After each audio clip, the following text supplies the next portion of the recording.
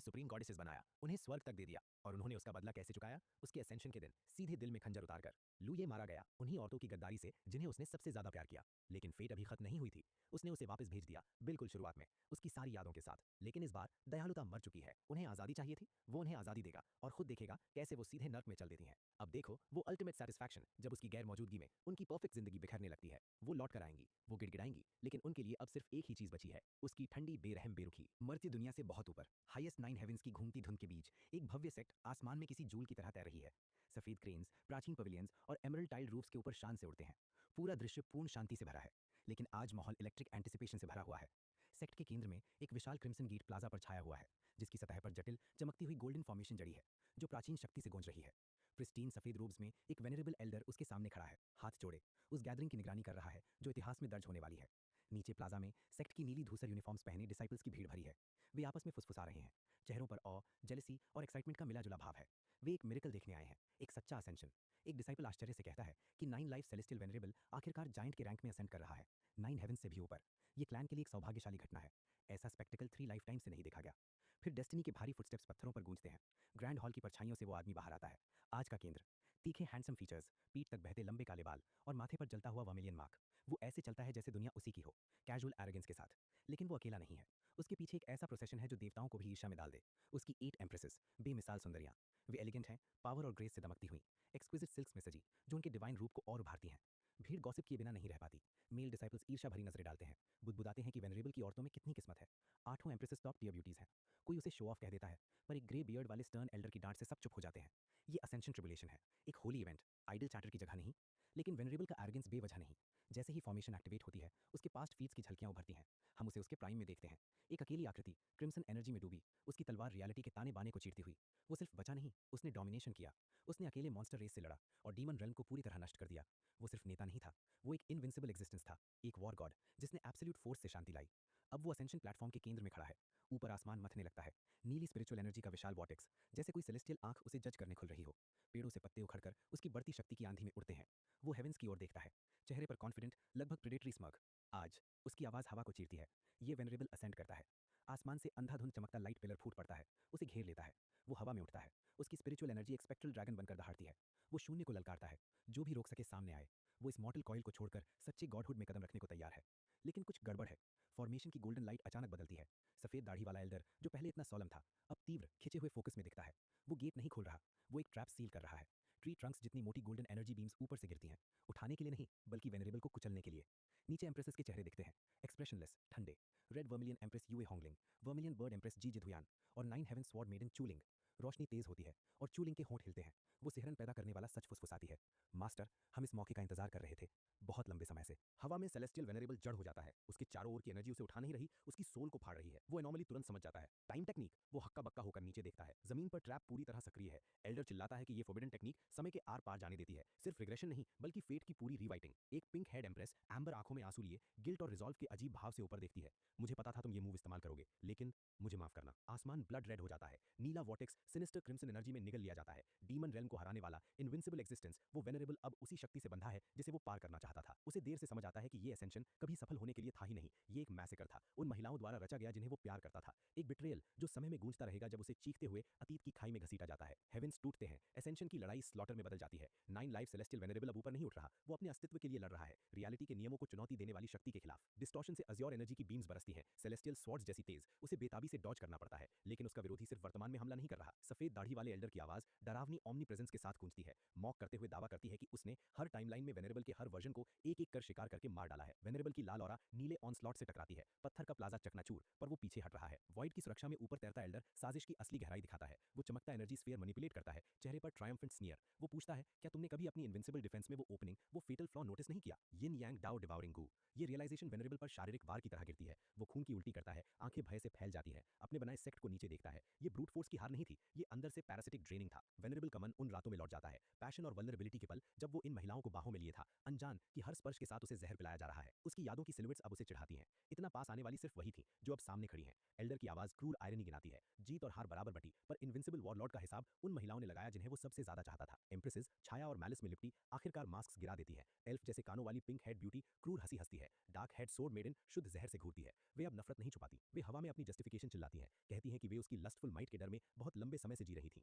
एक empress golden energy से दमकती पुरानी ग्रीवेंस का जिक्र करती है, फेंग वू अर और चोरी हुई मोहब्बत का दोष वेनरेबल पर डालती है। वे इतिहास अपने पक्ष में लिखती हैं, उसे डिसीवर कहती हैं जिसने रेसेस नष्ट किए और इनोसेंस का संहार किया। सेल्फ राइटियस फ्यूरी से चमकती आंखों के साथ वे अंतिम हमले को तैयार होती हैं, इस डेविल को खुद विदा करने की घोषणा। नाइन हेवन सोर्ड मेडन चू लिंग आगे बढ़ती है, नीली आंखें ठंडी भावहीन, वो फुसफुसाती है, सिर्फ उसकी मौत से ही वे सच में आजाद होंगी। खून से लथपथ वेनरेबल आखिरी क्रिम्सन एनर्जी समेटता है, वो डर से नहीं उबलती घृणा से उन्हें देखता है। वो याद दिलाता है कि उसने कैसे उन्हें ऊपर उठाया और बदले में पूर्ण विश्वासघात पाया। वे कृतज्ञ व्रचेस के सिवा कुछ नहीं। लेकिन एल्डर को इस घरेलू झगड़े से धैर्य नहीं। एंशिएंट रून्स से चिन्हित एक विशाल सील आसमान से उतरता है, वेनरेबल को धूल बनाने के लिए। नीचे डिसाइपल्स दहशत में देखते हैं, नीली रोशनी उनके लीडर को निगल लेती है। विस्फोट के भीतर वेनरेबल एक ग्रिम कैलकुलेशन करता है, अगर मरना है अकेले नहीं। उसके चेहरे पर पागल खूनी मुस्कान कटती है। अचानक उसके चारों ओर की लाल एनर्जी अंदर से मरती है, फिर विनाशकारी ताकत से फट पड़ती है। वो अपनी कल्टीवेशन सेल्फ डिस्ट्रक्ट कर रहा है। शॉकवेव पूरे सेक्ट को मिटाने की धमकी देती है। एम्प्रेसेस घबरा जाती हैं, एरोगेंस की जगह मौत का आदिम डर। सबको भागने को चिल्लाती हैं, लेकिन स्टॉर्म की आंख से देखता एल्डर तय करता है, ये एंडिंग बहुत सिंपल है, बहुत मेसी।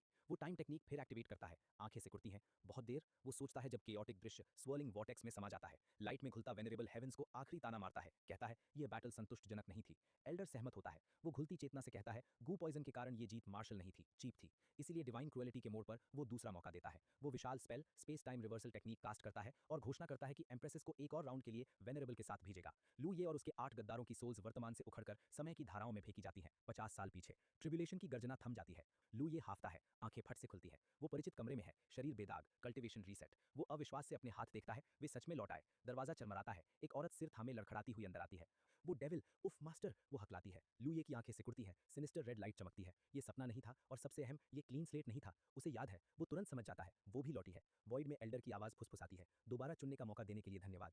चूलिंग अपनी बेबसी समझकर जम जाती है। लू ये बिस्तर पर बैठता है, पोस्चर में ठंडी राजसी डोमिनेंस। वो हमला नहीं करता, न चीखता है, बस फर्श पर पड़े लकड़ी के बेसिन की ओर इशारा करता है और हुक्म देता है, मेरे पैर धो। अपमानित वो घुटनों के बल बैठती है। जैसे ही वो हाथ पानी में डालती है, भीतर हत्या की चीख उठती है। वो सोचती है, यहीं अभी उसे मार दे, लेकिन लू ये उसके सिर के ताज को देखते हुए गहरा खेल खेल रहा है। उसे पता है, मौत बहुत आसान है। इस सेल्फ राइटर्स गुस्से में उसे मार देना दया होगी। वो चाहता है वो जिए, बिना उसकी सुरक्षा के दुनिया देखे, खुद महसूस करे, जब डेविल साथ ना हो तो ये डॉग ईट डॉग दुनिया कितनी बेरहम है। वो उसके पैर धो रही है, दबी हुई रेत से कांपती हुई लू ये झुकता है, उसका संतुलन तोड़ता है। वो सब सपना नहीं था, वो फुसफुसाता है, उसके चेहरे का रंग उड़ते देखता है। हम सब लौटे हैं। वो डर से ऊपर देखती है, मतलब पूछती है। वो उसे पकड़कर पास खींचता है, आंखें लाल इंटेंसिटी से जलती हैं। वो कंफर्म करता है, एंशिएंट मॉडर्न सेलेस्टियल वेनरेबल की टेक्निक हम सबको वापस लाई और उसे हर गद्दार शब्द याद है जो उसने कहा था, तुम्हें फ्रीडम चाहिए थी ना। वो उसकी आंखों में सीधे देखता है, गिफ्ट के भेष में अल्टीमेट पनिशमेंट देता है, अब से तुम आजाद हो। वो बंधन तोड़ रहा है, एग्जाइल। उसे उसके बिना जिंदगी चाहिए थी, वो दे रहा है, और उसे अंदाजा नहीं कि अकेले कल्टिवेटर के लिए ये दुनिया कितनी नर्क है। बिट्रियल रीसेट हो चुका है और रिग्रेट अब शुरू होने वाला है। लू ये वहीं उसी पल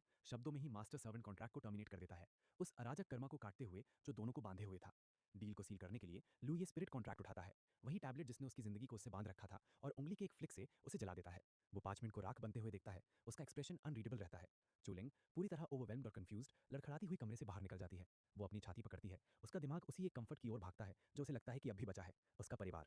बिग ब्रदर, मेरा इंतजार करना, वो फुसफुसाती है, ये मानते हुए कि वो एक वार्म होम लौट रही है। लेकिन लू ये परछाइयों से उसकी दूर जाती परछाई को देखते हुए उस ग्रिम सच को जानता है। उसके होठों पर एक अंधेरी सेडिस्टिक मुस्कान खिल जाती है। कब्र से लौटा कुत्ता अपने मालिक को ढूंढता है, वो सोचता है उसकी नाइवटे पर अम्यूज्ड होकर। उसे ठीक ठीक पता है कि उसके लिए आगे क्या है। वो जिस वार्म होम को याद कर रही है, वो एक वाइपर्स नेस्ट है। वो हवा में फुसफुसाता है, लौट जाओ अपने उस वार्म घर में और उन्हें खुद तुम्हें नरक भेजने दो। उसे पता है कि उसकी प्रोटेक्शन के बिना उसका परिवार उसे नोच खाएगा, और वो ऐसा होने देने में पूरी तरह खुश है। लू ये बैठने ही वाला था कि शांति ज्यादा देर टिक नहीं पाई। फूलों को लॉन्चते हुए दूसरी ट्रेटर आती है, यूए हॉन्गलिंग। प्रोवोकेटिव गोल्डन रूब्स में लिपटी वो देवी जैसी एंटाइटलमेंट के साथ कदम बढ़ाती है। वो लू ये के क्वार्टर्स तक पहुंचती है और बिना जरा भी रिस्पेक्ट के दरवाजे को इतनी जोर से लात मारती है कि वो चकनाचूर हो जाता है। लू ये, वो चीखती है, ऐसे अंदर घुसते हुए जैसे ये जगह उसी की हो। वो एक पल भी बर्बाद नहीं करती, वो सीधे लू ये के सिर की ओर विशिस हाई किक मारती है, चिल्लाते हुए, तुम अब भी मुझे मारने की हिम्मत रखते हो। उसके दिमाग में वो अब भी एम्प्रेस है, और वो बस एक सर्वेंट है जिस पर जुल्म किया जा सकता है। लेकिन इस बार स्क्रिप्ट पलट चुकी है। लू ये की आंखों में ठंडी झुंझलाहट चमकती है। वो डॉज नहीं करता, वो मिड एयर उसकी टांग लोहे जैसी ग्रिप से पकड़ लेता है। तुम क्या कर रहे हो, वो हकलाती है, पूरी तरह शॉक में कि उसका पंचिंग बैग पलट कर वार कर रहा है। लू ये उसकी टांग पकड़े हुए उसे एक अपमानजनक और असंतुलित पोस्चर में फंसा देता है। आज तुम्हें मेरा दरवाजा ठीक करना होगा, वो शांति से कहता है, अगर नहीं कर पाई तो मैं तुम्हें गला घोंट कर मार दूंगा। यूए हॉन्गलिंग का चेहरा गुस्से से लाल हो जाता है। वो तुरंत विक्टिम कार्ड खेलती है, वही बहाना चिल्लाती है जिसे उसने भविष्य में उसे धोखा देने के लिए इस्तेमाल किया था। मैं नहीं करूंगी, अगर तुम नहीं होते तो मैं फंग वू है के साथ होती। वो अपनी ट्रू लव से दूर रखने का दोष उसी पर डालती है। लू ये को घिनाती है, वो उसकी टांग और ऊपर उठाता है, उसे खिलौने खिलौने की तरह छेड़ते हुए। तो फिर तुम्हें ये ज़िंदगी भी उसी के पास जाने के लिए बचाकर रखनी चाहिए थी ना? वो ताना मारता है। यूए होंगलिंग तड़पती है, पसीने में भीग जाती है, ये समझते हुए कि यादें बची होने के बावजूद उसकी कल्टीवेशन रीसेट हो चुकी है। वो कमज़ोर है और वो डरावनी हद तक मजबूत। उसका एरोगेंस डर में टूट जाता है। मैं ठीक करूँगी, करूँगी, वो हकलाती है सरेंडर करते हुए। उसकी सबमिशन से संतुष्ट होकर लुई उसे कचरे की तरह एक ओर फेंक देता है। वो ज़मीन पर ढेर बनकर गिरती है, दर्द से कराहती हुई। वो उसके ऊपर झुककर आखिरी चेतावनी देता है, मेरे लौटने तक अगर दरवाज़ा ठीक नहीं हुआ तो तुम मरी हुई हो। वो मुड़कर जाने लगता है, तभी यूए होंगलिंग आखिरी बार इमोशनली मैनिपुलेट करने की कोशिश करती है। लुई, कम से कम पिछली ज़िंदगी में हम डाव कंपेनियंस थे। वो अंदर ही अंदर गिड़गिड़ाती है, तुम मेरे साथ ऐसा कैसे कर सकते हो? लुई रुकता है, वो पीछे देखता है, आंखें बिल्कुल मरी हुई। वो भी सिर्फ पिछली ज़िंदगी थी। वो ठंडे स्वर में कहता है, इस ज़िंदगी में हम एक दूसरे के कुछ नहीं लगते। वो बाहर निकल जाता है, उसे टूटे हुए हाल में फर्श पर छोड़कर। जब वो आगे बढ़ता है, उसका अंदरूनी मोनोलॉग उसका असली रास्ता दिखाता है। ठंडी हवा सेक्ट के साफ सुथरे टाइल्ड मैदानों पर बहती है, अपने साथ गुलाबी चेरी ब्लॉसम की पंखुड़ियों की बारिश लाती हुई, जो पीछे छूटी अकेली आकृति के चारों ओर उपहास में नाचती हैं। सफेद बहती रोब्स में एक औरत, एब्सोल्यूट अथॉरिटी और इथीरियल ब्यूटी की मूर्ति, बिना पीछे देखे चली जाती है। उसकी मौजूदगी आइसबर्ग जैसी है, हवा तक को जमा देने वाली। वो बाई ची कुलान उससे पूछती है, तुम्हारे पास सिर्फ एक ही लाइफ क्यों है? वो अस्पष्ट जवाब देता है। फिर वो अपना अल्टीमेटम देती है, आवाज़ में वो गर्माहट नहीं जो पिछली जिंदगी में थी। वो कहती है कि पहली जिंदगी को बस एक फ्लीटिंग ड्रीम मान लिया जाए, उनके साझा इतिहास का निर्दयी डिसमिसल। उसकी दूर जाती पीठ उदासीनता की दीवार है और उसकी आखिरी चेतावनी सन्नाटे में भारी पड़ती है कि अगर उसने फिर कोई रिबेलियस ख्याल रखा तो वो पूरे सेक्ट को क्लेंस करने में हिचकिचाएगी नहीं। वो मास्टर है, अछूती, निर्दयी, और वो अब सिर्फ थिन आइस पर खड़ा एक डिसाइपल है। फैले हुए कोर्टयार्ड में अकेला छोड़ा गया वो युवक गिरती पंखुड़ियों के बीच खड़ा रहता है। सेक्ट की रंगीन सुंदरता उसकी हालत की बेरुखी से टकराती हुई। वो भीतर झांकता है, अपने शरीर की हालत जांचता है। रिग्रेशन ने उससे भारी कीमत वसूली थी। उसकी कल्टीवेशन जो कभी आसमान छूती थी, बुरी तरह गिर चुकी थी। जबड़े कसते हुए उसे एहसास होता है कि वो की रिफाइनिंग स्टेज की 5th लेयर तक गिर चुका है। कभी पावर के शिखर को छूने वाले के लिए ये दयनीय स्थिति थी। फिर भी जैसे ही वो लोटस पोजीशन में बैठता है, उसकी आंखों के सामने नीली रोशनी की एक झिलमिलाहट जल उठती है। इस ठंडी बिट्रेल से भरी दुनिया में एक जाना पहचाना सुकून देने वाला ग्लो। वो हवा से फुसफुसाकर पूछता है, क्या उसका पुराना साथी अब भी मौजूद है? और सिस्टम जवाब देता है। उसके भीतर से गोल्डन एनर्जी का उग्र सर्ज फूट पड़ता है, इतना हिंसक कि वो उसे लगभग फाड़ देता है। इसी बीच बहुत दूर चू स्वॉर्ड विला के भव्य प्रवेश द्वार पर एक अलग तरह की त्रासदी अनफोल्ड हो रही है। एक अकेली औरत पत्थर की सीढ़ियां चढ़ती है। वो गिरी हुई गरिमा की तस्वीर है। उसकी बैंगनी ड्रेस फटी हुई, जांघों और सीने पर चीरें, खरोंचों और मिट्टी से सना हुआ शरीर, लंबे काले बाल बिखरे हुए, चाल में उस इंसान की थकान जो नरक से रेंग कर घर पहुंचा हो। लेकिन जो स्वागत उसे मिलता है वो राहत भरा नहीं है। गेट पर खड़े गार्ड्स साफ सुथरी बैंगनी यूनिफॉर्म्स में उसे घृणा से देखते हैं। मुख्य गार्ड तलवार पर हाथ रखते हुए भौंकता है, ये भिखारिन कहाँ से आ गई? वो चू स्वॉर्ड विला की प्रतिष्ठा का अपमान बताकर उसे तुरंत लुढ़क जाने का हुक्म देता है। चू लिंग ऊपर देखती है, आंखों में अविश्वास। वो भिखारिन नहीं थी, वो इसी विला की एल्डेस्ट मिस थी। वो गार्ड को पहचानती है। चूसी, वो पुकारती है, उससे कहती है कि वो उसका चेहरा देखे। वो उसे अतीत याद दिलाती है, लेकिन चूसी का चेहरा नहीं पिघलता, वो सख्त हो जाता है। वो तलवार खींचता है, धूप में चमकती हुई। वो उसे ढीठ जंगली लड़की कहता है, एल्डेस्ट मिस का रूप धरने का आरोप लगाते हुए। उसका वार निर्दयी है, मार डालने के इरादे से। चू लिंग की सर्वाइवल इंस्टिंक्ट, जो भी नाइटमेयर उसने झेला था उससे निखरी हुई थी, काम में आती है। वो झपकती तक नहीं। अपनी चोटों के बावजूद आश्चर्यजनक ग्रेस से वो नंगी हथेली से तलवार पकड़ लेती है। धार उसके चेहरे से इंचों दूर रुक जाती है। उसकी आंखें अपमान से जल उठती हैं। वो फिर से अपनी पहचान चीखती है, कहती है कि ब्लड रिलेटेड ना होने के बावजूद विला मास्टर और मैडम ने हमेशा उसे अपनी जैविक बेटी से भी ज्यादा माना है। इनर कोर्टयार्ड से भव्य रोब्स में एक दाढ़ी वाला व्यक्ति विला मास्टर चू शियोंग दौड़ कर आता है। उसके पीछे एक सुंदर घबराई हुई औरत मैडम लिंगर। पिता की आवाज़ भावनाओं से भरी गूंजती है। वो उसकी ओर दौड़ता है, कहता है कि वो उसे जान से ज्यादा मिस कर रहा था। मैडम की आंखों में आंसू हैं। चू लिंग अपने माता पिता को देखकर टूट जाती है। वो रोती है, इतने समय दूर रहने के लिए, उन्हें चिंता देने के लिए माफी मांगती है। लेकिन इस भावुक मिलन के पीछे मास्क फिसल जाता है। सर्वेंट्स और उसका भाई उसे प्यार से नहीं मवेशियों की तरह देख रहे हैं। स्केपगोट लौट आई है, भाई टेढ़ी मुस्कान के साथ बुदबुदाता है। हमारा यंग मास्टर बच गया। उन्हें उसकी याद नहीं आई, उन्हें उसके शरीर की जरूरत थी। उसके पास दुर्लभ द डेमन आई फिजिक है और उन्होंने उसे सिर्फ इसलिए पाला था कि असली बेटे के लिए मेडिसिन की तरह इस्तेमाल कर सके। लू ये ने उसे चिताया था, दुनिया एक डेविल्स डेन है, और वो सीधे दरिंदे के मुंह में चली आई। उधर लू ये हिंसक गोल्डन ऑरा में नहाया हुआ जो उसके नीचे जमीन तक तोड़ देता है, अकल्पनीय कर चुका है। लेकिन जैसे ही जीत तय लगती है, उसका शरीर असेंशन को हिंसक ढंग से रिजेक्ट कर देता है। छाती के भीतर से घिनौनी चरमराहट गूंजती है और तुरंत एक कठोर खांसी, क्रिम्सन खून केओटिक एनर्जी पर बिखर जाता है। गोल्डन लाइट लड़खड़ा जाती है। लू ये कांपते हाथों को घूरता है, आंखों में भयानक रियलाइजेशन। ये टैलेंट या मेहनत की कमी नहीं है, ये सैबोटाज है। उसके शरीर का सिर्फ आधा ट्रूची उसके आदेश पर कोर बनाने को दौड़ता है, बाकी आधा नसों में जड़ बनकर बैठा है। लू ये एक विशाल रहस्यमय नीली स्क्रॉल लाइक रोशनी के सामने खड़ा है जो हेवेंस तक फैलती है, उस शक्ति का मजाक उड़ाती हुई जिसे वो अभी छू नहीं सकता। लेकिन उसके दुश्मनों ने एक घातक गलती की, उन्होंने उसकी रिसोर्सफुलनेस को कम आंका। स्टील लाइक डिटर्मिनेशन के साथ वो इंटरफेस से पूछता है, सिस्टम, क्या इस पॉइजन को तोड़ने का कोई तरीका है? सिस्टम का जवाब तुरंत आता है, इलाज मौजूद है, लेकिन ये एक क्रूर पैराडॉक्स है। रिजिडिटी पॉइजन को घोलने के लिए उसे ओरिजिन कोर रेल्म में ब्रेक करना होगा। इस प्रक्रिया में ट्रू ची की संरचना बदलनी होगी, उसे घने ट्रू एसेंस में बदलना होगा। यही ट्रांसफॉर्मेशन टॉक्सिन को पर्ज कर सकती है। लू ये नोटिफिकेशन को घूरता है, जबान पर कड़वी आयरनी। इलाज के लिए ब्रेक थ्रू जरूरी है, लेकिन ब्रेक थ्रू के लिए पूरे ची की जरूरत है जिसे पॉइजन रोक रहा है। ये एक सील्ड लूप है, उसे निराश छोड़ने के लिए रचा गया। फिर भी जब वो इस असंभव स्थिति का विश्लेषण करता है, पिछली टाइमलाइन की गहराइयों से एक याद उभरती है, एक लूप होल। उसकी ग्रिमिस को चीरती हुई एक तेज आत्मविश्वासी स्मर्क उभरती है। उसे एहसास होता है, अगर उसके पास एक्सटर्नल कैटलिस्ट हो तो उसे फुल कंट्रोल की जरूरत नहीं। पिछली जिंदगी में उसने एक लेजेंडरी आइटम रिफाइन किया था, परफेक्ट रिटर्निंग ऑरिजिन पिल। बस वो पिल खा ले, उसकी प्रचंड मेडिसिनल शक्ति जबरदस्ती ब्रेक थ्रू करा देगी, पॉइजन जाए भाड़ में। लेकिन ये याद सेल्फ लोदिंग की लहर भी लाती है। उसकी आंखें खतरनाक लाल चमक से दमक उठती हैं जब उसे अपनी पिछली मूर्खता याद आती है। उस जिंदगी में वो अमूल्य पिल जिस पर युद्ध छिड़ सकते थे उसके हाथ में थी, और उसने उसे दे दिया। उसने योए होंगलिंग को सौंप दिया जिस पर उसने आंख मूंद कर भरोसा किया था। उसने अपनी असेंशन उसकी खातिर कुर्बान कर दी। लेकिन आज क्लिफ पर खड़ा वो आदमी वो प्रेमांध मूर्ख नहीं है। इस जिंदगी में वो कसम खाता है, परछाइयां गहरी होती हुई उसकी कोई जरूरत नहीं। नीचे ग्रेट डाउ सेक्ट उथल पुथल में है, उसी शख्स का जश्न मना रही है जिसे लू ये कुचलना चाहता है। एक भव्य सफेद क्रेन सेक्ट के विशाल आर्चवे के ऊपर उड़ रहा है जब यूए होंगलिंग की टेरिफाइंग जीनियस की खबर फैलती है। 92nd generation discipline. उसने ची रिफाइनिंग सिर्फ 1 महीने 17 दिनों में पूरा कर लिया। सेक्ट उसे भविष्य के देवता जैसे रिवॉर्ड से नहलाता है। Peerless returning origin pills, 3 precious artifacts, true legacy slot और डिवाइन एबिलिटीज। वो गोल्डन चाइल्ड है, डेस्टिन्ड एम्प्रेस, अनस्टॉपेबल मोमेंटम के साथ उठ रही है। एक अकेली चोटी पर खड़ा लुए उस दुनिया को देखता है जो उसकी पूजा कर रही है। हवा में उसकी रोब्स फड़फड़ाती हैं जब वो भयानक सच स्वीकार करता है। सिस्टम और भविष्य की जानकारी के बावजूद वो उससे सिर्फ 2 दिन तेज था। उसकी प्रतिभा राक्षसी है, और इसका मतलब है वो 1 सेकंड भी हिचकिचा नहीं सकता। निर्णायक एक्शन के साथ लू ये पहाड़ के किनारे से छलांग लगा देता है, सीधे अबिस में। वो वॉइड रिफाइनिंग एक्सपर्ट के टोम की ओर जा रहा है। उसे ठीक ठीक पता है पिल कहाँ है, और इस बार वो मौका वापस लेगा जो उसी का था। परफेक्ट रिटर्निंग ऑरिजिन पिल अब उसकी होगी। प्राचीन जंगलों की गहराइयों में ग्रेट डाउ सेक्ट से 1000 ली से भी ज्यादा पश्चिम, धुंध के बीच एक अकेली आकृति उद्देश्य के साथ आगे बढ़ रही है। वो यूए हांगलिंग है, अपनी पिछली जिंदगी की यादों का सहारा लेकर एक ऐसे अवसर की तलाश में जो अभी 1 महीने बाद ही सामने आना चाहिए था। वो खामोश पत्थर के हाथियों के पास से गुजरती है, उसकी आंखें उस डेस्टिनी पर जमी है जिसे वो छीन लेने का भरोसा रखती है। पिछली जिंदगी में इस टूम के भीतर 2 सुप्रीम ट्रेजर्स थे, 9 लाइव्स अनडाइंग हेवन स्क्रिप्चर का एक फ्रैगमेंट और लेजेंडरी परफेक्ट रिटर्निंग ऑरिजिन पिल। ये गॉडहुड की चाबियां थी, और इस बार वो ठान चुकी है कि इन्हें किसी और से पहले अपने हाथ मिलेगी। टूम के अंदर ऑल्टर पर रखा प्राइज उसे वहीं मिल जाता है। मैनुअल उठाते ही उसके चेहरे पर विजयी मुस्कान फैल जाती है। सीनियर ब्रदर, वो मन ही मन स्मग होकर सोचती है, इस जिंदगी में मैं तुमसे एक कदम आगे हूं। उसे लगता है कि उसने आखिरकार उस आदमी को मात दे दी है जिसने उसे पाला था। लेकिन जैसे ही वो किताब खोलती है उसका आत्मविश्वास पल भर में चकनाचूर हो जाता है। इन पन्नों पर कोई प्राचीन टेक्निक नहीं है, सिर्फ एक भद्दा बचकाना चित्र है, एक कछुआ और गोबर का ढेर, साथ में हाथ से लिखा हुआ एक वाक्य, bitch you are too late. Tomb के भीतर शुद्ध क्रोध फट पड़ता है। लू ये तुम हरामी, वो चीखती है, बेकार किताब को जमीन पर पटकते हुए। लेकिन ये ह्यूमिलिएशन अभी शुरू हुआ है। जैसे ही वो गुस्से में तमतमाती है उसके पैरों के नीचे जमीन अंधाधुंध चमक उठती है। ट्रैप। गोल्डन एनर्जी की किरणें ऊपर की ओर फूट पड़ती हैं उसके चारों ओर एक केज बनाते हुए। तब जाकर उसे समझ आता है, बहुत देर से। लू ये ने सिर्फ ट्रेजर नहीं उठाया, उसने उसकी लालच पहले ही भांप ली थी और उसके लिए एक जेल छोड़ दी थी। लू ये मुझे बाहर निकालो, वो चीखती है, लेकिन उसकी आवाज खाली टूम में गूंज कर वापस लौट आती है। 3 दिन बाद सेक्ट में बिखरी हुई और आग बबूला यूए होंगलिंग लू ये के कोर्टयार्ड में तूफान की तरह घुसती है। वो कुछ नहीं सीखती। पहले की तरह वो फिर दरवाजा तोड़ने की कोशिश करती है, उसे बाहर आने को चिल्लाते हुए। लेकिन लू ये अब उसकी बदतमीजी सहने के मूड में नहीं है। एक गोल्डन डिफेंसिव बैरियर पल भर में एक्टिवेट होता है और जबरदस्त फोर्स के साथ उसे पीछे उछाल देता है। वो खांसती है, कोर्टयार्ड में लुढ़कती हुई। उसकी गरिमा को एक और झटका लगता है। बंद दरवाजे के पीछे से लू ये की आवाज आती है, शांत लेकिन तंज से भरी। क्या तुम्हारी माँ ने किसी के कमरे में घुसने से पहले नॉक करना नहीं सिखाया? यूए होंगलिंग दरवाजे को घूरती है, बाल बिखरे हुए, चेहरे से पसीना टपक रहा है। लू ये तुम बुली हो, मैं मर जाऊं तब भी तुम्हारे सामने नहीं झुकूंगी, वो गर्व से घोषणा करती है। लेकिन अगले ही पल उसका हौसला टूट जाता है। हकीकत उसे जोर से लगती है और एम्प्रेस की आवाज भिखारिन में बदल जाती है। सीनियर ब्रदर, दरवाजा खोल दोगे? वो धीमे से गिड़गिड़ाती है। जवाब तुरंत और बेरहम आता है, भाग। लू ये की सिलवट कागजी स्क्रीन के पीछे साफ दिखती है, हिली तक नहीं। यूए होंगलिंग का गुस्सा फिर भड़क उठता है। वो बैरियर पर मुट्ठी मारती है। क्या एंशिएंट टूम से परफेक्ट रिटर्निंग ऑरिजिन पिल तुमने ले ली?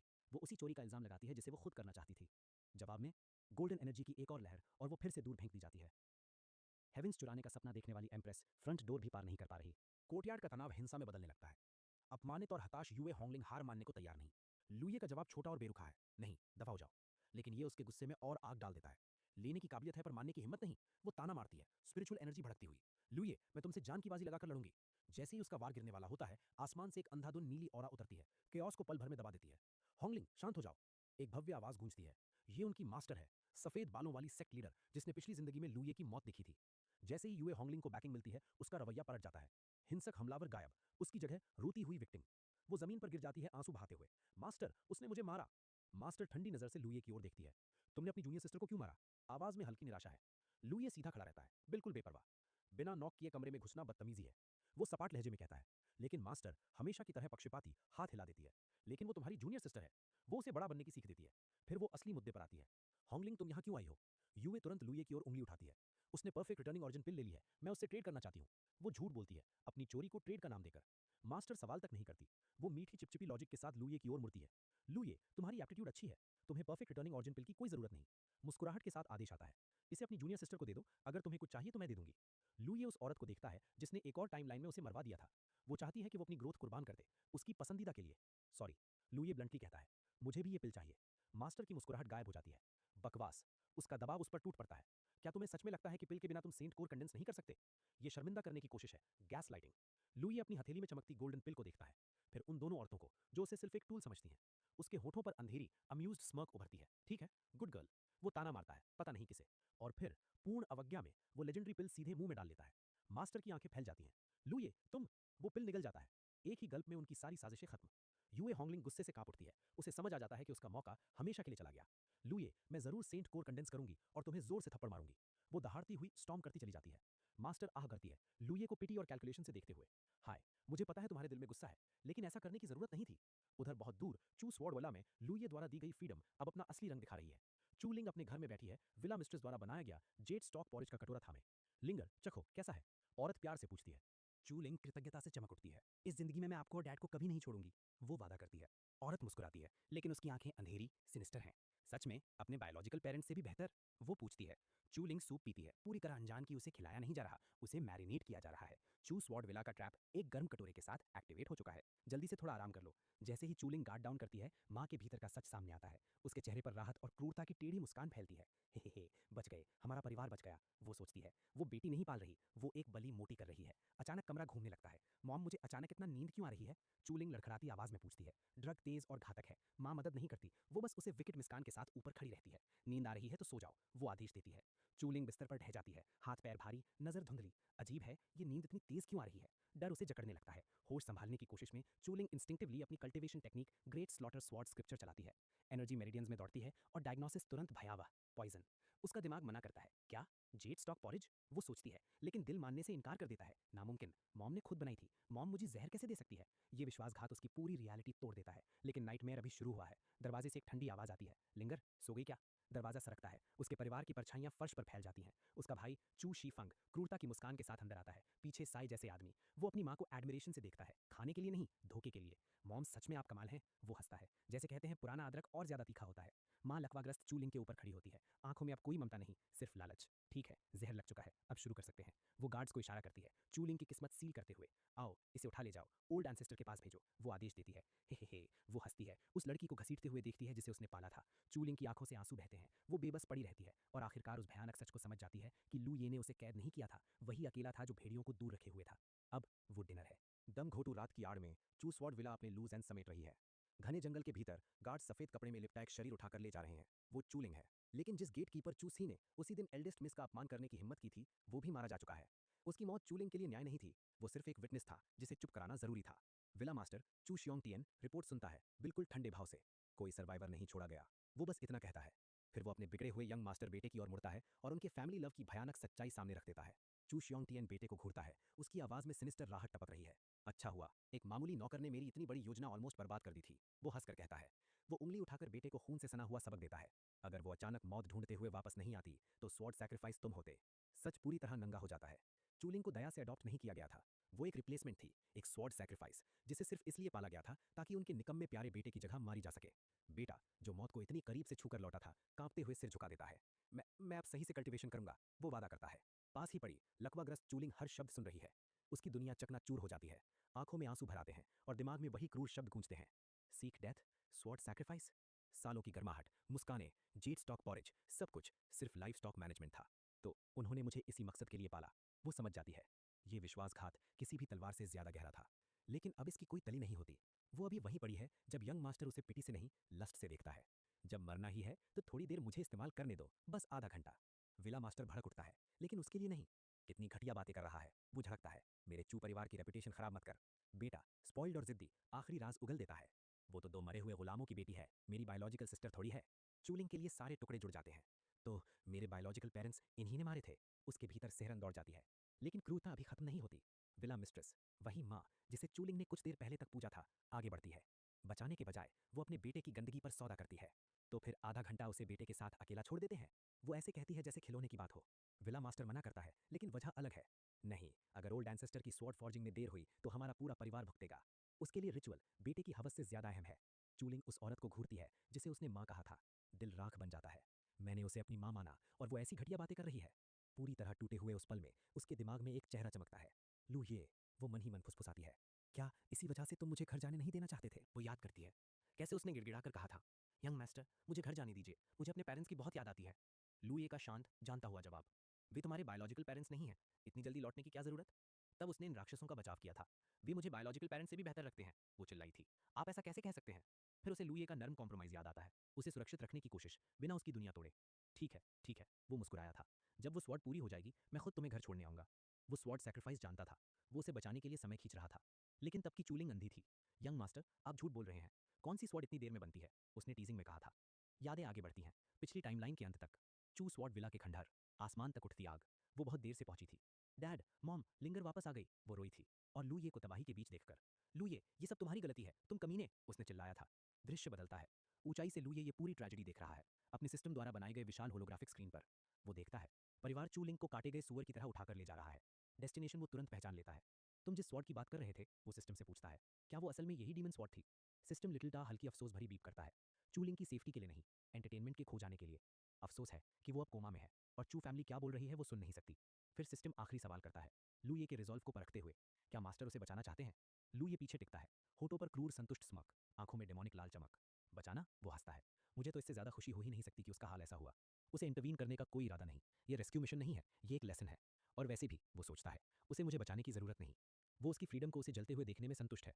दृश्य बदलता है। एंसेस्ट्रल हॉल की भयावह सीढ़ियां। चू फैमिली का जुलूस झुककर खड़ा है, एक विशाल सफेद बालों वाली आकृति के सामने। ओल्ड एंसेस्टर चू कांग सेंग। विला मास्टर और उसका बेटा जमीन पर रेंग रहे हैं, अपनी बेटी को ट्रिब्यूट की तरह पेश करते हुए। ओल्ड एंसेस्टर स्ट्रेचर पर बेहोश चू लिंग को देखता है। बुरा नहीं, वो आदेश देता है, उसे मुझे सौंप दो। वो पिता पुत्र को रुकने को कहता है, डीमन स्वॉर्ड की महिमा देखने के लिए। विला मास्टर गहराई से झुकता है, अपनी अडॉप्टेड बेटी की हत्या के सम्मान के लिए धन्यवाद देता है। ओल्ड एंसेस्टर के पीछे पिघली हुई आग का विशाल गड्ढा दहाता है, लपटों से उभरती है। इस डीमन सॉर्ड में, वो पागलपन से कांपती आवाज में कहता है, 30 साल की मेरी मेहनत और खून जमा है, अब बस आखिरी कदम बाकी है। विला मास्टर चापलूसी करता है, कहता है कि सॉर्ड पूरी होते ही एंसेस्टर शैटरिंग इन्फेंट रेल में कदम रख देंगे। ओल्ड एंसेस्टर हाथ उठाता है, गोल्डन एनर्जी सॉर्ड्स का एरे गड्ढे के चारों ओर घूमने लगता है। शुरू करो, वो गरजता है, हवा शक्ति से कांप उठती है। ओल्ड एंसेस्टर चूलिंग के ऊपर झुकता है, चेहरा लालच से विकृत। सॉर्ड सैक्रिफाइस, वो चिल्लाता है। उसके लिए वो इंसान नहीं, 30 साल से मैरिनेट किया गया एक इंग्रीडियंट है। चू फैमिली के लिए सॉर्ड सैक्रिफाइस बनना, वो खुद को सही ठहराता है। तुम्हें इतने साल पालना बेकार नहीं गया। बिना एक पल सोचे वो उसके शरीर को हवा में उठाता है और अबिस में फेंक देता है। बेहोश बेबस चूलिंग दहाड़ती आग और डीमन सॉर्ड की ओर गिरती है। जैसे ही लपटे उसे निकलने को उठती हैं, चू फैमिली की असली शक्ल सामने आ जाती है। यंग मास्टर, वो भाई जिसे उसने कभी पूजा था, हॉरर से नहीं, कैजुअल डिसअपॉइंटमेंट से देखता है। वेस्ट, वो जीप चटकाता है। सच में वेस्ट है, जैसे किसी की जान नहीं, कोई पेय गिर गया हो। लेकिन फर्नेस की गहराई में किस्मत की स्क्रिप्ट पलट जाती है। चूलिंग का चेहरा प्योर डेमोनिक आनंद में बदल जाता है। 30 साल के खून और नफरत से बनी डीमन सॉर्ड मैग्मा से बाहर निकलती है, लेकिन कुछ गलत है। कैवन का प्रेशर गिर जाता है, भयानक ऑरा फट पड़ती है। विला मास्टर का चेहरा सफेद पड़ जाता है। क्या हुआ? वो चीखता है। आग अलग होती है, चूलिंग राख नहीं है, वो हवा में तैर रही है। उसका हाथ डीमन सॉर्ड की ग्रिप पर मजबूती से जकड़ा हुआ। नीली स्पिरिचुअल एनर्जी उसके चारों ओर घूम रही है, उसकी स्किन की रक्षा करती हुई, तलवार से फ्यूजन करती हुई। उसे तलवार की बलि नहीं दी गई, उसने तलवार हासिल कर ली है। विला मास्टर कांपती उंगली से इशारा करता है, डैड, वो मरी नहीं है। ओल्ड एंसेस्टर अविश्वास में घूरता है, ये कैसे हो सकता है? वो अपने शिकार को अपने जल्लाद में बदलते देख रहा है। ओल्ड एंसेस्टर सबसे पहले संभलता है। कमबख्त, वो गरजता है, हरी एनर्जी की विशाल ब्लेड बुलाकर उसे मारने के लिए वार करता है, पूरी तरह जागने से पहले। लेकिन वो देर कर चुका है। चूलिंग विश्वासघात की पीड़ा से भरी अपनी कल्टीवेशन से कहीं ज्यादा तेजी से काउंटर करती है। ओल्ड एंसेस्टर की आंखें डर से फैल जाती हैं जब डीमन सॉर्ड की बैंगनी आर्क उसकी डिफेंस को कागज की तरह काट देती है। डीमन सॉर्ड ऐसे इस्तेमाल नहीं होती, वो चीखता है, लेकिन तलवार उसकी नहीं, उसकी सुन रही है। वो मौत को सामने खड़ा दिख रहा है। चूलिंग जमीन पर उतरती है, तलवार अंधेरी जानलेवा शक्ति से गूंज रही है। अब वो नई लड़ती नहीं रही, ये फ्यूचर एम्प्रेस की ठंडी नजर है। वो उस फैमिली को देखती है जो उसे जिंदा खाने वाला था, और अपना पहला आदेश सुनाती है, डीमन सॉर्ड। उसकी आवाज सन्नाटे को चीर देती है। डीमन सॉर्ड डीमंस को काटने के लिए होती है। अब भेड़ कसाई बन चुकी है और चू सॉर्ड विला का संहार अब शुरू होने वाला है। भट्टी की लपटें अब चू सॉर्ड विला की चिता बन चुकी थीं। गरजती आग और मौत की भयानक औरा के बीच चूलिंग आसमान के उतरे किसी दानव की तरह खड़ी थी। उसका सिलबेट उस डरावनी तलवार की चमक में नहाया हुआ था जिसे उसने अपने नाम कर लिया था।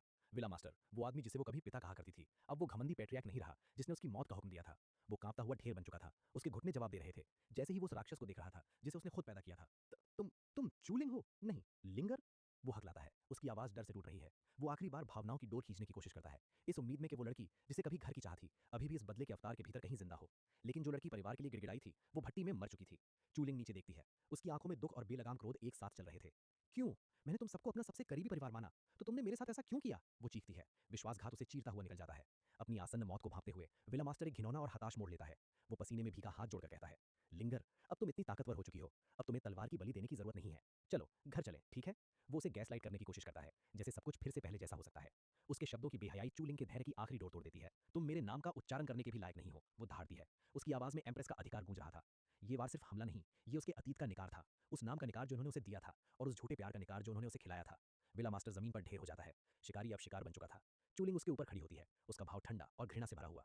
और जहां तक तुम्हारी बात है जानवर, वो कहती है। उसका फैसला हवा में फांसी की तलवार की तरह लटक रहा था। जिंदा रहने की आखिरी कोशिश में विला मास्टर अपनी इंसानियत छोड़ देता है। वो जमीन पर औंधे मुंह गिरकर रेंगता है। हाँ हाँ, मैं जानवर हूँ, मुझे एक कुत्ते की तरह मान लो, बस छोड़ दो प्लीज, मुझे मत मारो, वो सिसकता है। ये एक दयनीय तमाशा था। एक आदमी जो कुछ सांसों के लिए अपनी आत्मा बेच सकता था। लेकिन चूलिंग को उस पर कोई दया नहीं आती। वो डीमन स्वॉर्ड ऊपर उठाती है। तलवार खून की भूख से गूंज रही थी। तुम कुत्ते से भी बदतर हो, वो थूकती है। तलवार नीचे गिरती है। लाल छींटों के बीच उसकी दयनीय जिंदगी खत्म हो जाती है। खामोशी को कदमों की आवाज तोड़ती है। एक औरत हॉल में दाखिल होती है। उसके चेहरे पर भ्रम और बढ़ता हुआ आतंक था। वो विला मिस्ट्रेस थी, वही माँ जिसने जहर मिलाया था। चूलिंग, तुम बाहर कैसे निकली? और और बाकी लोग कहाँ हैं? वो घबरा कर पूछती है। वो चूलिंग को देखती है। तलवार से टपकता खून, डर उसकी आंखों में उतरने लगता है। तुम किसकी बात कर रही हो? तुम्हारे पिता और भाई? तुम्हारा परिवार? वो हगलाती है। अब भी पारिवारिक रिश्ते को ढाल की तरह इस्तेमाल करने की कोशिश करती है। उसे पता नहीं था कि वो ढाल कब की टूट चुकी है। चूलिंग उसकी ओर देखती है। मेरा कोई परिवार नहीं है, वो सपाट वाक्य में कहती है। अगले ही पल वो घूमती है। तलवार मौत का चक्र बन जाती है। क्यों ना तुम भी उनके साथ चली जाओ, वो फुसफुसाती है। ऊर्जा की एक विशाल सीधी कट मिस्ट्रेस को चीर देती है। उसे उसी पर लोग भेजते हुए जहां उसका पति और बेटा उसका इंतजार कर रहे थे। सब कुछ खत्म हो चुका था। चूलिंग चू स्वॉर्ड विला के खंडहरों से दूर चल पड़ती है। उसके लंबे बाल हवा में लहरा रहे थे। डीमन स्वॉर्ड उसके बगल में घसीटती हुई साथ। पीछे उसके परिवार की लाशें पत्थरों पर ठंडी पड़ रही थीं। ऊपर नरसंहार से दूर लू ये अपने होलोग्राफिक स्क्रीन पर ये अंत देख रहा था। नीली रोशनी उसके चेहरे को रोशन कर रही थी, जहां ठंडी संतुष्टि साफ झलक रही थी। बुरा नहीं, वो बुदबुदाता है। सिस्टम का अवतार चर्प कहता है, डिंग, क्या मास्टर और देखना चाहते हैं? लेकिन लू ये ने काफी देख लिया था। वो हाथ बढ़ाकर स्क्रीन बंद कर देता है। ठीक है, बंद कर दो, वो लापरवाही से कहता है। उसकी आंखें सिकुड़ती हैं। होठों पर निर्दयी स्मक आ जाता है। ये सब उसी के लायक था, वो कहता है। उसे कोई अपराध बोध नहीं। उसकी नज़र में ये ट्रेजेडी नहीं, एक करेक्शन था। इसी बीच चूलिंग पूरी तरह बिखर चुकी थी। उसकी आत्मा, उसका आर्मर, सब चकनाचूर। वो बेकाबू रोते हुए चिल्लाती है, मैं गलत थी, मैं गलत थी। लेकिन उसकी आवाज़ें जैसे किसी तक पहुंच ही नहीं रहीं। कैमरा एक भारी जूते पर जाता है, जो पत्थर पर जोर से टिकता है। साथ में हथियार के रुकने की ठंडी मेटालिक आवाज़। साया आगे बढ़ता है। रेवरेंड ली जियान सामने आता है। नीले रोब्स में साफ सुथरा, सीधा खड़ा। लेकिन जैसे ही उसकी नज़र इनाम पर पड़ती है, उसका गरिमामयी मास्क टूट जाता है। उसका चेहरा विकृत लालच में बदल जाता है। आंखें फैल जाती हैं। मुंह के किनारे से लार तक टपकने लगती है। डीमन स्वॉर्ड, वो कांपती आवाज में बुदबुदाता है।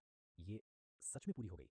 उसकी आंखों में साफ है, वो न्याय के लिए नहीं आया, वो चोरी के लिए आया है। वो तलवार ऊपर उठाता है। ब्लेड जानलेवा चमक के साथ चमकता है। नकली दया भरी आवाज में कहता है, अगर ये तलवार तुम्हें सिर्फ दर्द देती है तो मुझे ये बोझ उतारने दो। वार एक घिनौनी क्रंच के साथ लगता है। तलवार उसकी छाती को चीर देती है। खून हवा में फूट पड़ता है। उसका शरीर झटके से कांपता है। लेकिन कुछ गलत है। वो चीखती नहीं, ना कोई प्रतिक्रिया। वो खाली आंखों से ऊपर घूर रही है, जैसे उसकी आत्मा पहले ही निकल चुकी हो। ये प्रतिक्रिया भी नहीं दे रही। वो हैरान होता है।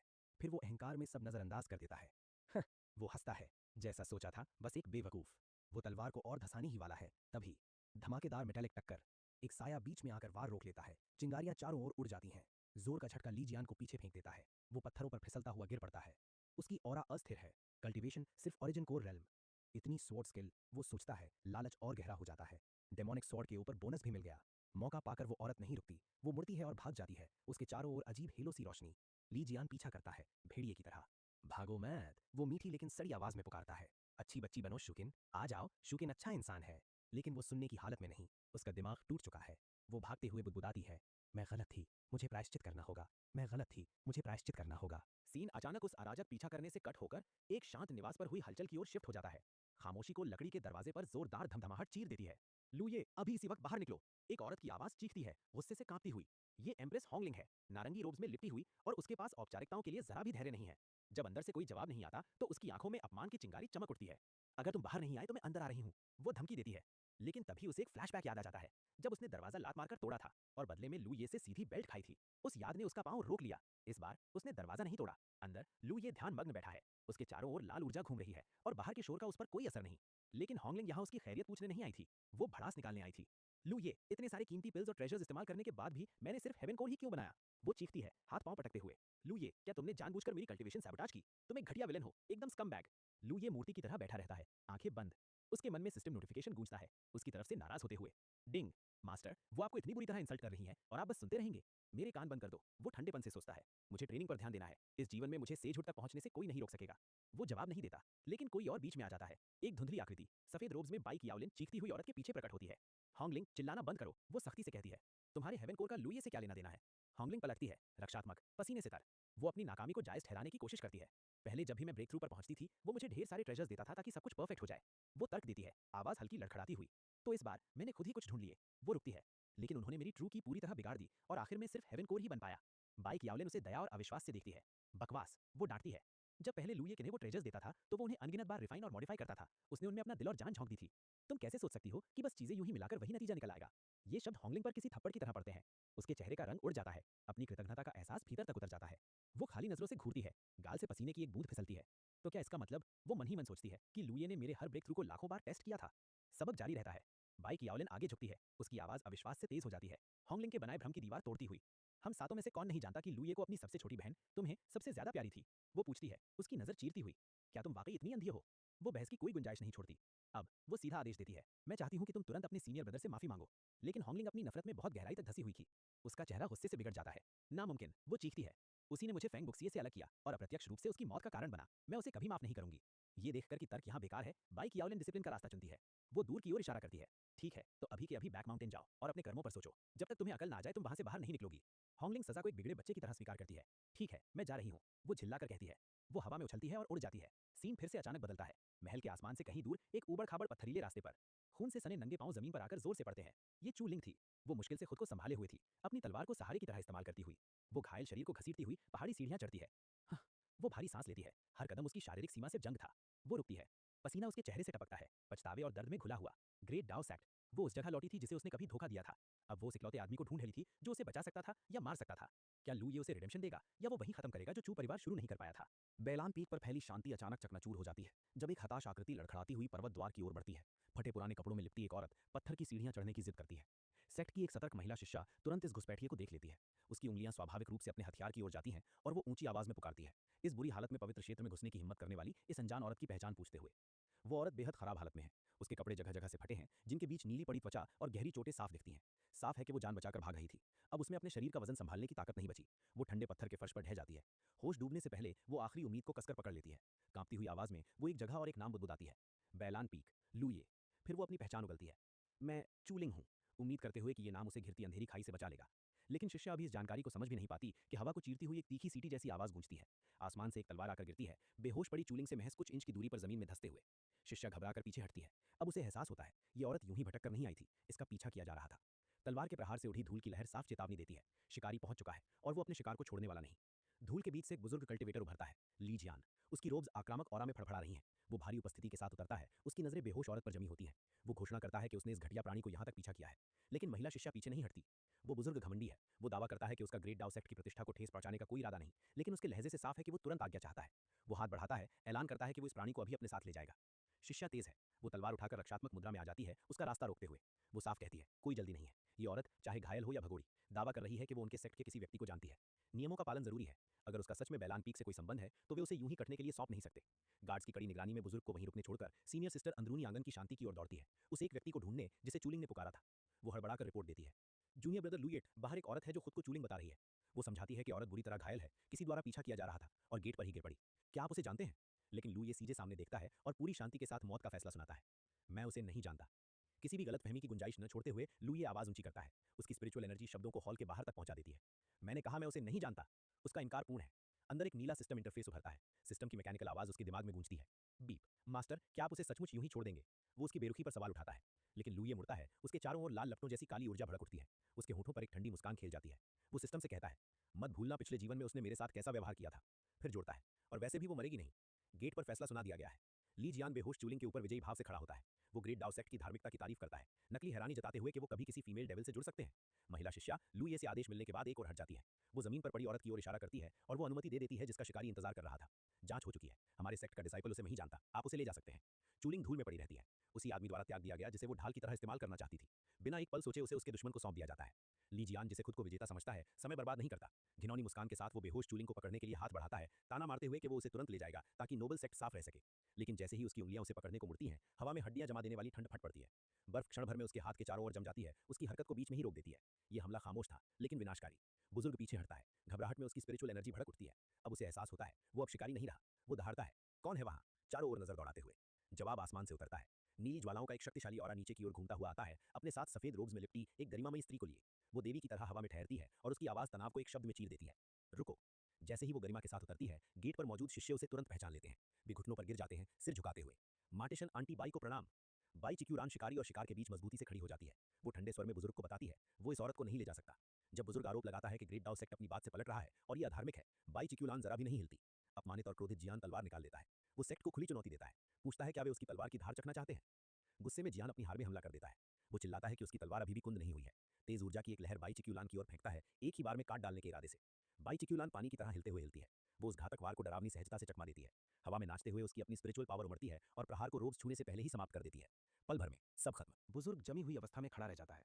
सचमुच नुकीली बर्फ का एक विशाल ब्लॉक उसे पूरी तरह ढक लेता है। उसके चेहरे पर जमी दहशत को हमेशा के लिए कैद कर देता है। आंट बाई उसे कूड़े की तरह खारिज करती है। वो लापरवाही से आदेश देती है, लाश तुम लोग संभाल लेना। खतरा खत्म हो चुका है। अब उसका ध्यान पीड़िता पर जाता है।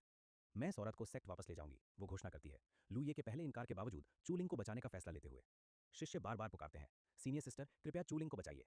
तुरंत का खतरा टल चुका है, लेकिन यह रहस्य अब भी बाकी है। इस औरत का इतनी बेरहमी से पीछा क्यों किया जा रहा था? सेक्ट के हीलिंग क्वार्टर्स में चूलिंग को बिस्तर पर लिटाया जाता है। उसकी हालत चौंकाने वाली है। कपड़े चिथड़ों में बदल चुके हैं, त्वचा पर गहरे नीले निशान और जलने के घाव हैं। एक हीलर, शायद सेक्ट की कोई वरिष्ठ सदस्य, भौहें सिकोड़कर उसकी जांच करती है। हिंसा के आदि कल्टीवेटर्स के लिए भी ये क्रूरता साफ दिखती है। वो पूछती है, इसे इतनी गंभीर चोटें कैसे लगीं? ये संकेत देते हुए कि चूलिंग की जान बचाना आसान नहीं होगा। बाई क्यूलैंड टूटे हुए चूलिंग के ऊपर खड़ी है। वो भीतर ही भीतर उसकी इच्छा शक्ति पर चकित है। सारे चिकित्सा नियमों के हिसाब से ये औरत अब तक मर चुकी होनी चाहिए थी। वो आ भरती है, सोचती है कि कौन सा जुनून किसी को इतनी तबाही के बाद भी जिंदा रख सकता है।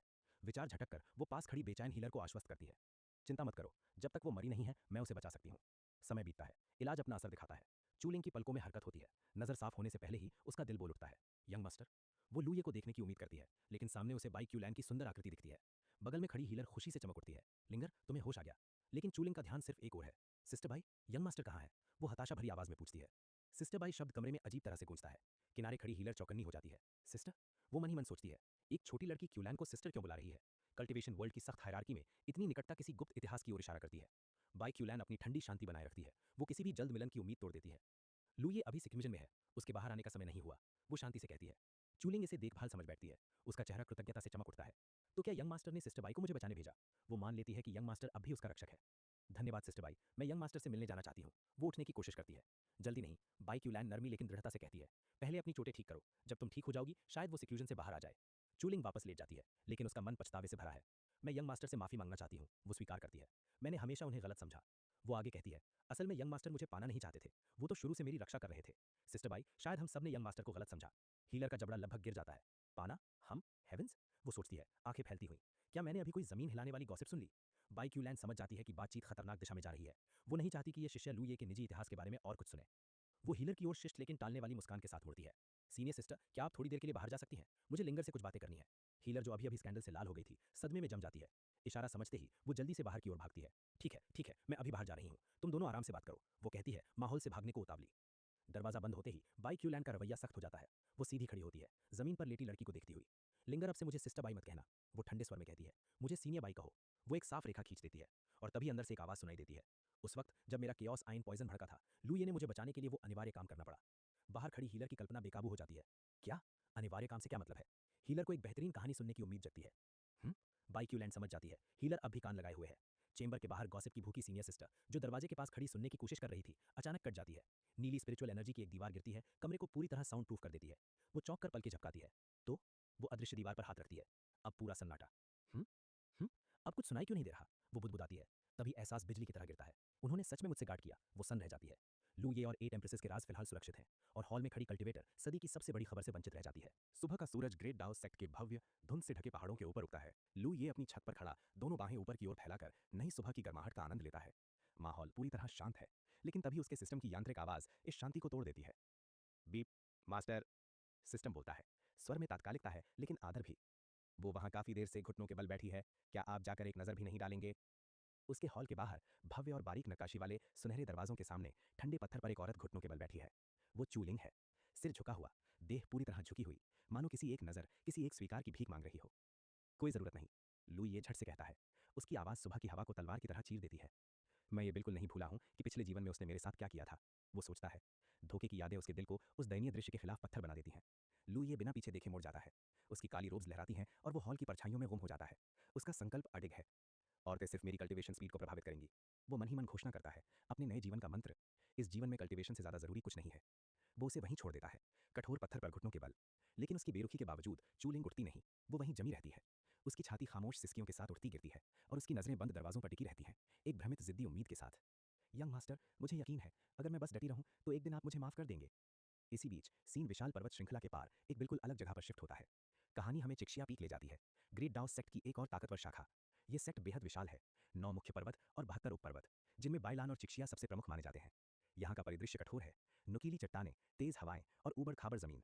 अचानक पत्तों की सरसराहट शांति को तोड़ देती है।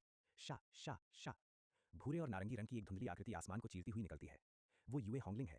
उसकी चाल शिकारी जैसी है, हवा में छलांग लगाती हुई अद्भुत फुर्ती के साथ। उसके लंबे भूरे बाल झंडे की तरह पीछे लहराते हैं और उसका मार्शल अटायर इसकी सुदृढ़ काया को उभारता है। वो खतरनाक भूभाग पर बिना किसी हिचक के उतरती है। उसका ध्यान पूरी तरह केंद्रित है। जब वो नीचे की चट्टानों की ओर बढ़ती है, जैसे ही वो जमीन पर उतरती है, उसकी मौजूदगी अनदेखी नहीं रहती। एक बड़ी चट्टान के पीछे छिपा, चेहरा हल्का लाल किए, सेक्ट की औपचारिक रोब्स में एक युवक झांक रहा है। ये लिंगहू वशुगान है। वो चौड़ी आंखों से उसे देखता है, उसकी भव्य ऑरा और सुंदरता से पूरी तरह मोहित। ये औरत, वो मन ही मन सोचता है, मानो सम्मोहित हो गया हो। लेकिन युए होंगलिंग पर नजर रखना आसान नहीं। उसकी इंद्रियां बेहद तेज हैं। लिंगहू अपना विचार पूरा भी नहीं कर पाता कि एक भाला आकर उसके छिपने की जगह के ठीक पास जमीन में जोर से धंस जाता है। चट्टान चूर चूर हो जाती है, मलबा चारों ओर उड़ता है। धड़ाम! एह! लिंगहू चीख उठता है, उस विस्फोटक ताकत से बुरी तरह चौंक कर जो बस उसे छू कर निकल गई। युए होंगलिंग वहीं खड़ी रहती है, उसकी नजर तीखी और चुनौतीपूर्ण है। कौन है वहां? वो चिल्लाती है, उसकी मुद्रा पूरी तरह युद्ध के लिए तैयार। समझते हुए कि वो पकड़ा गया है, लिंगहू चट्टान के पीछे से बाहर आता है। वो अपने रोब्स ठीक करता है, अपनी गरिमा वापस पाने की कोशिश करता हुआ। फिर वो शिष्ट औपचारिक अभिवादन करता है। मैं चिक्शिया पीक का नया नियुक्त एल्डेस्ट डिसाइपल लिंगहू वशुगान हूँ। वो घोषणा करता है, आवाज में अधिकार और सम्मान दोनों लाने की कोशिश। जूनियर सिस्टर होंगलिंग को प्रणाम। युए होंगलिंग थोड़ी ढील देती है, उसकी आंखें उससे ऊपर से नीचे तक परखती हैं। वो उसका नाम दोहराती है, तुम लिंगहू उस्वांग हो। लेकिन उसके भीतर चल रही सोच वर्तमान क्षण से कहीं आगे जाती है। वो उसे घूरती है, चेहरे पर कोई भाव नहीं। पिछले टाइमलाइन की यादें उसके दिमाग में उभर आती हैं। कितना पुराना नाम है, वो सोचती है। वो उसका इतिहास जानती है, या यूं कहें उसका भविष्य। उसे याद है कि जब उसके सीनियर ब्रदर लुये ने होरीसन का पद ठुकरा दिया था, तो यही लिंगहू वुशवांग वो जिम्मेदारी उठाने वाला था। वो उसे सिर्फ एक सहशिष्य की तरह नहीं, बल्कि इतिहास के एक दुखद पात्र की तरह देखती है। उसके विचार गंभीर हो जाते हैं। आखिरकार वो 8वें हेवनली लेयर तक पहुंचा और डार्क टर्मोइल में युद्ध करते हुए मारा गया। वो मन ही मन स्वीकार करती है। उसे एक हीरो कहा जा सकता है। लिंगहू वुशवांग ज्वलंत युए होंगलिंग को लुभाने की कोशिश करता है। वो शिष्टता से झुकता है, चेहरे पर एक सभ्य मुस्कान। वो उसकी टेक्निक की तारीफ करता है, अद्भुत और बेमिसाल। और फिर स्पारिंग का प्रस्ताव रखता है। लेकिन होंगलिंग औपचारिकताओं में नहीं पड़ती। वो शरारती ढंग से आंख मारती है और एल्डेस्ट डिसाइपल को एक चिढ़ाती ही मुस्कान के साथ खारिज कर देती है। छोटे ब्रैट, वो हंसकर कहती है, तुम मुझे हरा नहीं सकते। ये इनकार लिंगहू के अभिमान को चुभता है। उसका शालीन मुखौड़ा टूट जाता है। वो स्टाफ को कसकर पकड़ता है, आंखों में नाराजगी चमकती है। वो इंगित करता है कि वो उससे उम्र में बड़ा है, फिर भी वो कितनी घमंडी बातें कर रही है। अपनी गरिमा वापस पाने के लिए वो सीधी चुनौती देता है, मैं तुम्हें हरा सकता हूं या नहीं, यह हम आजमा कर जान लेंगे। उसी पल होंगलिंग को शरारत की खुशबू मिलती है। वो उसके करीब झुकती है, उसका भाव चिढ़ाने से बदलकर गणनात्मक हो जाता है। वो एक अलग प्रस्ताव रखती है। ऐसा करो, वो चुनौती भरी आवाज में कहती है, लुये को जाकर चैलेंज करो। अगर तुम उसे हरा सको तो फिर मुझसे स्पार करना। लिंगहू वुशवांग पूरी तरह उलझ जाता है। वो उसे जाते हुए देखता है, उसकी काया को निहारते हुए, लेकिन उसके अनुरोध से पूरी तरह भ्रमित। लुये कौन है? वो हैरानी से पूछता है। उससे उसका कोई झगड़ा नहीं, तो वो उससे क्यों लड़े? होंगलिंग अचानक पूरी तरह रूप बदल लेती है। वो पास पड़े एक लकड़ी के लट्ठी पर बैठ जाती है और एक सताई हुई युवती का रूप धारण कर लेती है। उसके कंधे ढीले पड़ जाते हैं, आवाज उदास हो जाती है। वो गहरी सांस छोड़ती है, कहती है कि यही रहस्यमयी लुये उसकी सजा का कारण है। उसी की वजह से उसके मास्टर ने उसे दंडित किया और चिक्शिया पीक में बंद कर दिया। सीधा साधा लिंगहू वुशवांग तुरंत फंस जाता है। उसका भ्रम चिंता में बदल जाता है। तो जूनियर सिस्टर, बताओ, उस लुये ने आखिर तुम्हें कैसे नुकसान पहुंचाया? ये देखकर कि उसका जाल पूरी तरह लग गया है, होंगलिंग उसे बैठने का इशारा करती है। दृश्य लगभग रोमांटिक लगने लगता है। पहाड़ों के बीच एक सुंदर महिला और एक हैंडसम हीरो साथ बैठे हैं। लेकिन इस सुकून भरे दृश्य के पीछे सब कुछ शुद्ध मैनिपुलेशन है। अच्छा, तो सुनो फिर किड, वो कहना शुरू करती है और एक ऐसी कहानी बुनती है जिसकी शुरुआत उस दिन से होती है जब उसने लुये का दरवाजा तोड़ा था। पूरी तैयारी के साथ खुद को पीड़िता साबित करने के लिए, एक ऐसी कहानी में जो उसने खुद गढ़ी है। सिर्फ आधे घंटे बाद शांत माहौल लिंगहू वुशवांग के गुस्से से चकनाचूर हो जाता है। क्या? वो गरजता है, उसके माथे की नसें फूली हुई हैं। होंगलिंग की गढ़ी हुई कहानी ने उसे पूरी तरह अपने जाल में फंसा लिया है। बेहद घटिया, वो दहाड़ता है, मुझे बेहद गुस्सा आ रहा है। वो समझ ही नहीं पा रहा कि ऐसा इंसान, ऐसा विलन सीनियर ब्रदर जैसे पद पर कैसे बैठा हो सकता है। धार्मिक आक्रोश से भरा हुआ लिंगहू सेक्ट की ओर तूफान की तरह बढ़ जाता है, होंगलिंग को पीछे छोड़ते हुए। जूनियर सिस्टर, यही रुको, वो आदेश देता है, हवा में उसकी केप लहराती हुई। मैं तुम्हारा गुस्सा निकालूंगा, लुये को हराऊंगा और उसे तुम्हारे सामने अपनी गलतियां मानने पर मजबूर करूंगा। उसके पीछे होंगलिंग शांति से बैठी रहती है, उसके ईगो की आग में आखिरी लकड़ी डालते हुए। नहीं, तुम सच में जा रहे हो? वो संदेह का नाटक करती है, तुम उसे नहीं हरा सकते। उसके शब्द लिंगहू के संकल्प को और कठोर कर देते हैं। मेरा फैसला पक्का है, लिंगहू गुस्से में सोचता है। अगर मैंने लुये को सबक नहीं सिखाया तो मैं लिंगहू वुशवांग एल्डेस्ट सीनियर ब्रदर कहलाने के लायक नहीं हूं। इसी बीच अपने निवास पर लुये की मेडिटेशन टूट जाती है। उसकी तीखी लाल आंखें सिकुड़ जाती हैं जब वो अपने दरवाजे की ओर आते भारी और आक्रामक कदमों की आवाज सुनता है। लुये अपने हॉल के प्रवेश द्वार पर आता है। उसकी गहरी परछाई नीचे आंगन में खड़े व्यक्ति पर पड़ती है। बाहर कौन है? वो पूछता है। आगंतुक ऊंची आवाज में अपना नाम बताता है, लिंगहू वुशवांग। ये नाम लुये के भीतर एक स्मृति जगा देता है। उस आदमी को अपने घर की ओर हथियार ताने देखते हुए लुये को एहसास होता है, टाइमलाइन बदल चुकी है। ये बच्चा यहाँ क्यों है? वो मन ही मन सोचता है। पिछले जीवन में उनकी पहली मुलाकात ऑल सेक्ट डिसाइपल कंपटीशन में होनी थी, जहां लुये चैंपियन था और लिंगहू रनर अप। दोनों आमने सामने खड़े हैं, हवा में तनाव साफ महसूस होता है। मासूम हीरो लिंगहू वुशवांग विलन लुये को घूरता है। तुम ही लुये हो? लिंगहू पूछता है अपने लक्ष्य की पुष्टि करते हुए। लुये पूरी तरह शांत है, उसका रवैया ठंडा और बेपरवाह है। सही, मैं सहजता से जवाब देता हूँ। क्या मैं पूछ सकता हूँ, चिक्शा पीक के सीनियर ब्रदर लिंगहू, आखिर मामला क्या है? क्योंकि लिंगहू पूछता है, तुमने मेरी कहानी सुनी है? ये तो स्वाभाविक है, लू ये घोषणा करता है अपने ही गौरव में डूबते हुए। वो बताता है कि कैसे लिंगू ने ठीक 2 महीने और 12 दिन में हेवनली कोर कंडेंस किया। मुझे नहीं लगा था कि तुम्हें इतनी जानकारी होगी, लिंगू लापरवाही से कहता है, हाथ पीछे बांधे पास आते हुए। लेकिन सही-सही कहें तो 2 महीने 11 दिन थे। पहला दिन एंट्री प्रोसीजर्स में चला गया था, मैंने कल्टीवेशन नहीं की थी। लू ये मुस्कुराते हुए ताली बजाता है। हाँ, हाँ, वो प्रशंसा करता है। सीनियर की टैलेंट वाकई मजबूत है, ग्रेट दाओ ज़द के लिए एक आदर्श। अचानक लिंगू को याद आता है। रुको, मैं तुम्हें चैलेंज करने आया हूँ, ये चालाक मुस्कान बंद करो, वो चिल्लाता है, लूये की ओर उंगली उठाते हुए। औपचारिकताएं खत्म। लूये के चेहरे पर मनोरंजन भरी मुस्कान फैल जाती है। चैलेंज? वो कंजे उचकाता है। ठीक है, वैसे भी मैं बोर हो रहा था। मानो वो डुएल नहीं, बल्कि स्नैक चुन रहा हो। लू ये इस घमंडी नवागंतुक को सबक सिखाने का फैसला करता है। लिंगहू वूशवांग, वो कहता है, तुम एक अच्छी सीडलिंग लगते हो, तो मैं तुम्हें थोड़ी गाइडेंस दे देता हूँ। वो आगे झपटता है, उसकी गोल्डन स्वॉर्ड भड़कती हुई। लिंगहू वूशवांग भी पूरी ताकत से वार करता है, दबदबा दिखाने की नीयत से। मैं पोलाइट नहीं रहूंगा, वो चिल्लाता है। क्लैंग! अटैक वहीं रुक जाता है। लिंगहू की आंखें फटी रह जाती हैं। उसकी गोल्डन ब्लेड स्पिरिचुअल एनर्जी से भरी हुई पूरी तरह रोक दी गई है। सिर्फ उसकी 2 उंगलियों से। क्या? उसने सिर्फ 2 उंगलियों से? लिंगहू सोचता है। उसकी पूरी वर्ल्ड व्यू टूट जाती है। लू ये उसे अपमान बचाने का समय नहीं देता। एक झटके में वो पकड़ तोड़ता है और आंखों से ओझल हो जाता है। सीनियर ब्रदर, अपराध के लिए क्षमा। लू ये की आवाज गूंजती है, लेकिन वो सामने नहीं है। अच्छा नहीं, लिंगू घबरा जाता है। उसका विरोधी पूरी तरह उसकी दृष्टि से गायब हो चुका है। पीछे मुड़ने से पहले ही लू ये हवा में उसके पीछे प्रकट होता है, एक काली छाया की तरह हीरो पर छाया हुआ। एक तेज बेरहम लात और एल्डेस्ट डिसाइपल सीधे जमीन की ओर उड़ता है। धड़ाम! वो मुंह के बल फर्श पर गिरता है, आंगन की नक्काशीदार टाइल्स पर घिसकते हुए। कुछ पल वो वहीं पड़ा रहता है, सांस उखड़ी हुई, उसकी इज्जत चारों ओर बिखरी धूल की तरह। लू ये उसके ऊपर खड़ा है, हाथ झाड़ते हुए, पूरी तरह बेपरवाह। सीनियर ब्रदर, बस इतना ही था। वो पूछता है, जैसे नाश्ते से पहले ये मामला निपटा लेना चाहिए। लेकिन लिंगन वूशवांग हार मानने वालों में से नहीं है। वो लड़खड़ाते हुए उठता है, बाल बिखरे हुए, अपमानित लेकिन गुस्से से भरा। वो तलवार कसकर पकड़ता है, इस अंतर को स्वीकार करने से इनकार करते हुए। फिर से वो दहाड़ता है, अपनी इज्जत वापस पाने के लिए बेताब। लिंगू तलवार ऊपर उठाता है। वो अपनी हर एक बूंद एनर्जी एक टेक्निक में झोंक देता है। आसमान चमकती सुनहरी रोशनी से भर जाता है। चिक्शा स्वॉर्ड आर्ट, वो चीखता है। आखिरी दाम लगाते हुए अपमानित हताश लिंगू वूशवांग सब कुछ एक अंतिम वार पर लगा देता है। क्या ये अंधा कर देने वाली ताकत आखिरकार लूये को गंभीर होने पर मजबूर करेगी? हे दोस्तों, इस वीडियो को देखने के लिए आपका बहुत बहुत शुक्रिया।